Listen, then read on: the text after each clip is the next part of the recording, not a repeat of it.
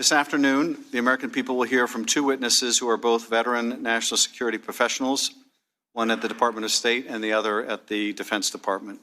David Hale is the Undersecretary of State for Political Affairs, the third most senior official in the department and the most senior Foreign Service officer. Laura Cooper serves as Deputy Assistant Secretary of Defense for Russia, Ukraine, Eurasia, and is responsible for a broad range of countries in the former Soviet Union and the Balkans. Between them, they have several decades of national security experience serving both Republican and Democratic presidents. And as we have heard from other dedicated public servants like former Ambassador to Ukraine, Marie Yovanovitch, former Deputy Assistant Secretary of State George Kent, Ambassador Bill Taylor, Lieutenant Colonel Alexander Vindman, and Jennifer Williams, their only priority has been the security of the United States. Undersecretary Hale was witness to the smear campaign against the Ambassador to Ukraine, Marie Yovanovitch, and the efforts by some in the State Department to help her. In late March, Yovanovitch reached out to Hale for assistance, telling him in an email that the tempo of social media and other criticisms of her were such that she felt she could no longer function unless there was a strong statement of defense of her from the State Department. Hale pushed to get the State Department to put out a robust, full-page statement of defense and praise for Ambassador Yovanovitch, sadly to no avail. That silence continues to today. In late April, we heard in riveting testimony last Friday from Ambassador Yovanovitch, she was recalled to Washington and informed that she had lost the confidence of the President. The Secretary of State did not meet with her. His subordinates dealt with her instead. With the departure of Yovanovitch, Hale watched as three new players moved in to assume a prominent role in Trump's Ukraine policy. The three amigos were nominally led by Energy Secretary Rick Perry, but it would be Ambassador Volker and Ambassador Sondland, presumably working with Ambassador Taylor, who would be the ones really doing the continual work here. In midsummer, Trump ordered a suspension of military aid to Ukraine, despite the fact that the aid had been authorized and appropriated by Congress and that the Defense Department, in consultation with the State Department, had certified Ukraine met all the necessary requirements to receive the aid, including anti-corruption reform. The aid was in the national interests of the United States and critical to Ukraine's security, a country that had been invaded by Russia.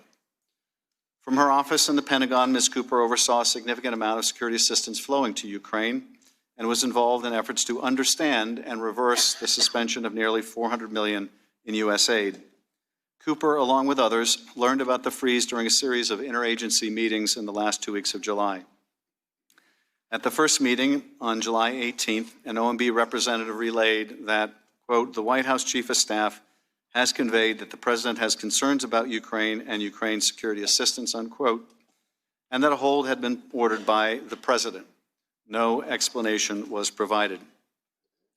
All of the agencies responsible for Ukraine policy supported security assistance and advocated for lifting of the hold. The only dissenting voice was the Office of Management and Budget, which was following the orders of President Trump. And still, no good explanation of the hold was provided. While the aid suspension had not been made public, word was getting out.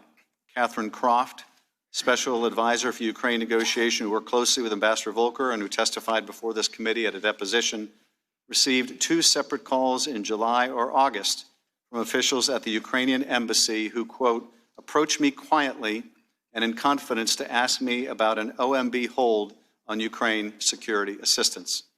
Croft was, quote, very surprised at the effectiveness of my Ukrainian counterparts' diplomatic tradecraft, as in to say they found out very early on, much earlier than I expected them to. The Ukrainians wanted answers, but Croft did not have a good response. But then, in late August, Cooper met with Kurt Volker, with whom she had met many times in the past. During that meeting, in which they were discussing the hold on security assistance, Volker revealed that he was engaged in an effort to have the government of Ukraine issue a statement that would, quote, commit to the prosecution of any individuals involved in election interference, unquote. Cooper understood that if Volker's effort were successful, the hold might be lifted. Unbeknownst to Cooper, no such statement was forthcoming. But the aid was abruptly restored on September 11th, days after the 3 committees launched an investigation into the Trump-Ukraine scheme.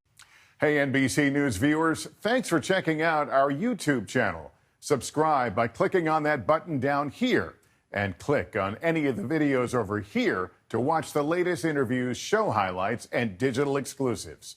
Thanks for watching.